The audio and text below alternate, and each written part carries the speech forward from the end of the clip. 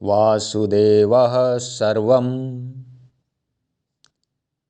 का क्या अर्थ है? स्वामी राम सुखदास जी समझाते हैं, जैसे समुद्र में तरंगें उठती हैं, बुदबुद पैदा होते हैं, ज्वार भाटा आता है, पर यह सब का सब जल ही है। इस जल से भाप निकलती है, वह भाप बादल बन जाती है, बादलों से फिर वर्षा होती है, कभी ओले बरसते हैं। वर्षा का जल बह करके सरोवर नदी नाले में चला जाता है, नदी समुद्र में मिल जाती है। इस प्रकार एक ही जल कभी समुद्र रूप से, कभी भाप रूप से, कभी बादल रूप से, कभी बूंद रूप से, कभी ओला रूप से, कभी नदी रूप से और कभी आकाश में परमाणु रूप से हो जाता है।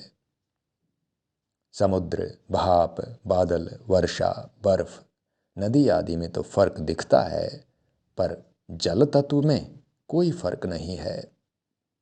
केवल जल तत्व को ही देखें तो उसमें न समुद्र है, न भाप है, न बूंदें हैं, न ओले हैं, न नदी है, न तालाब है। ये सब जल की अलग अलग उपाधियां हैं।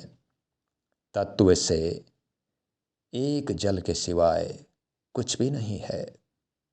इसी तरह सोने के अनेक गहने होते हैं, उनका अलग अलग उपयोग, माप तौल, मूल्य, आकार आदि होते हैं, परंतु तत्व से देखें तो सब सोना ही सोना है। पहले भी सोना था, अंत में भी सोना रहेगा और बीच में अनेक रूप से दिखने पर भी सोना ही है। मिट्टी से घड़ा, हांडी, ढक्कन, सकोरा आदि कई चीज़ें बनती हैं। उन चीज़ों का अलग अलग नाम, रूप, उपयोग आदि होता है, परंतु तत्व से देखें तो उनमें एक मिट्टी के सिवाय कुछ भी नहीं है। पहले भी मिट्टी थी, अंत में भी मिट्टी रहेगी और बीच में अनेक रूप से दिखने पर भी मिट्टी ही है। इसी प्रकार पहले भी परमात्मा थे, बाद में भी परमात्मा रहेंगे और बीच में संसार रूप से अनेक दिखने पर भी तत्व से परमात्मा ही हैं। परमात्म तत्व एक होते हुए भी अनेक रूपों से दिखता है और अनेक रूपों से दिखने पर भी स्वरूप से एक ही रहता है, कारण कि वह एक ही था, एक ही है और एक ही रहेगा। वह एक रूप से दिखे तो भी वही है और अनेक रूप से दिखे तो भी वही है। जल से बने भाप, बादल, बर्फ आदि सब जल ही है। सोने से बने गहने सोना ही है।